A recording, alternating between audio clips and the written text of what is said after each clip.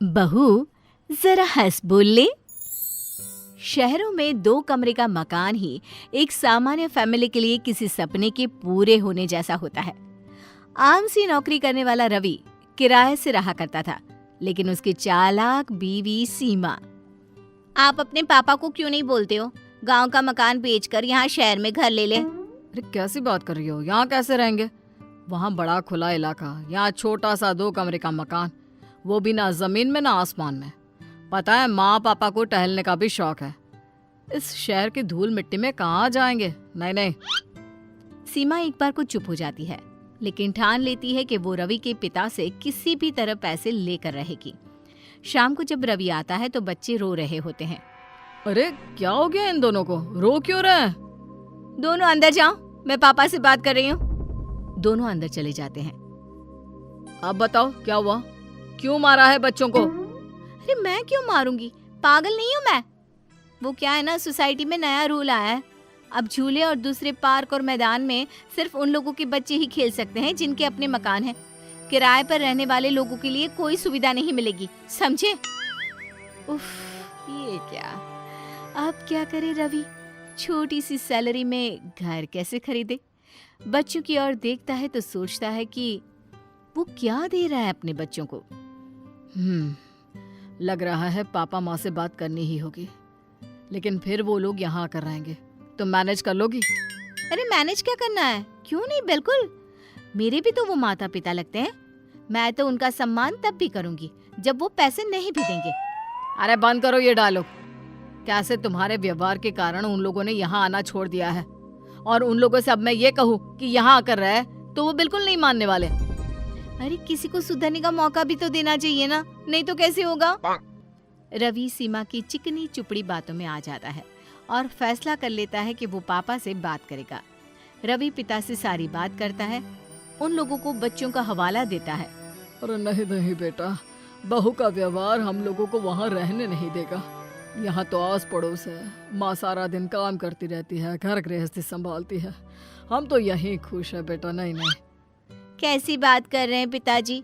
मुझसे गलती हो गई, मुझे माफ कर दीजिए। आप लोगों की सेवा का मौका मुझे भी मिलना चाहिए। देखिए ना, सभी के दादा दादी बच्चों के पास रहते हैं। मेरे बच्चों को भी तो दादा दादी का प्यार मिले। सर पर पल्ला रखकर सीमा की बात सुनकर वो बेचारे पिघल जाते हैं। अब क्या, घर बार सब बेचकर वो शहर आ जाते हैं। हम लोगों को कितना छोटा कमरा दिया है। अरे कोई बात नहीं, कमरा बड़ा होकर क्या करोगी? यहाँ बहू बच्चों के साथ हो, ये क्या कम है?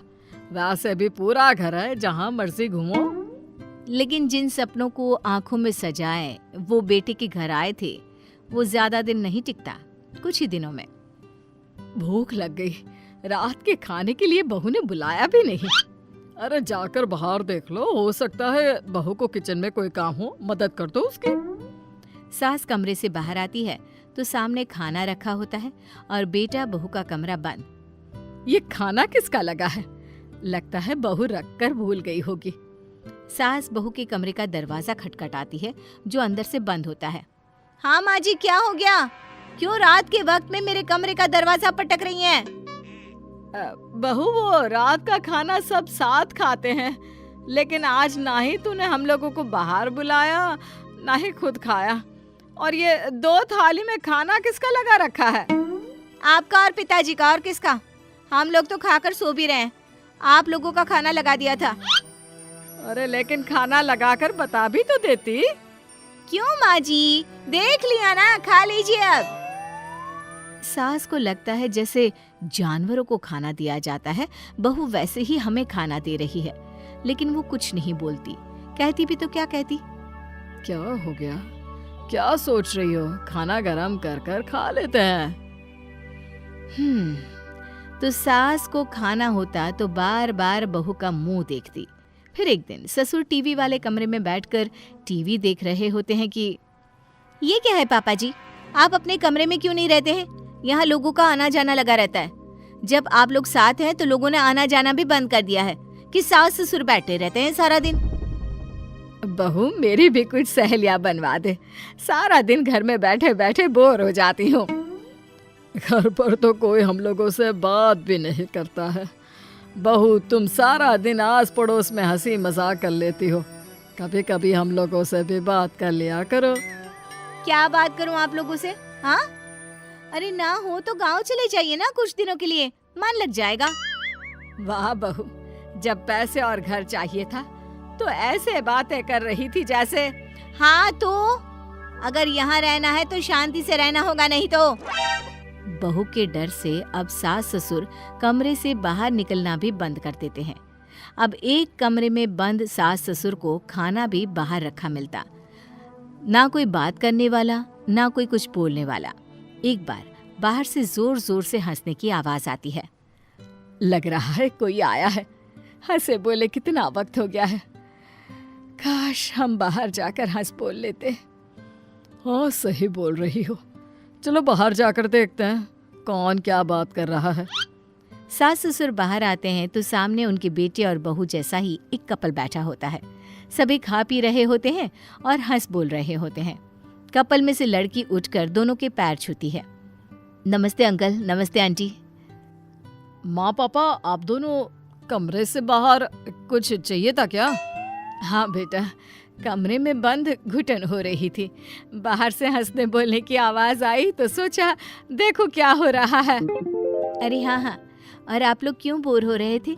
सीमा भाभी तो इतनी हंसमुख है, जब से हम आए हैं वही बोली जा रही है। हाँ बिल्कुल, बहुत मजाकिया है। हंस हंस कर बुरा हाल हो गया। आप बहुत खुश नसीब है कि आपको घर में ही कॉमेडियन मिला है। माता पिता बहू और बेटी की ओर देखते हैं और कमरे में चले जाते हैं। अरे माँ पापा रुको ना, बैठो, अंदर क्यों जा रहे हो? कोई बात नहीं, जाने दो ना, मैं कमरे में ही चाय दे दूंगी। नहीं नहीं, चाय नहीं पीना। तो फिर और कुछ चाहिए क्या आंटी? बहू सास ससुर के बर्ताव से चिढ़ रही होती है, लेकिन मेहमानों के सामने बोलती भी क्या। हाँ हाँ पापा जी, मम्मी जी, क्या चाहिए? बोलिए।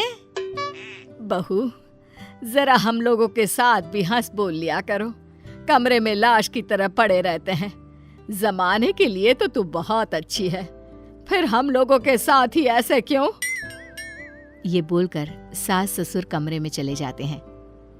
भाभी, वैसे ये ठीक नहीं है, जो माता पिता को घर में लाश की तरह रखे और बाहर वालों के सामने अच्छा बने।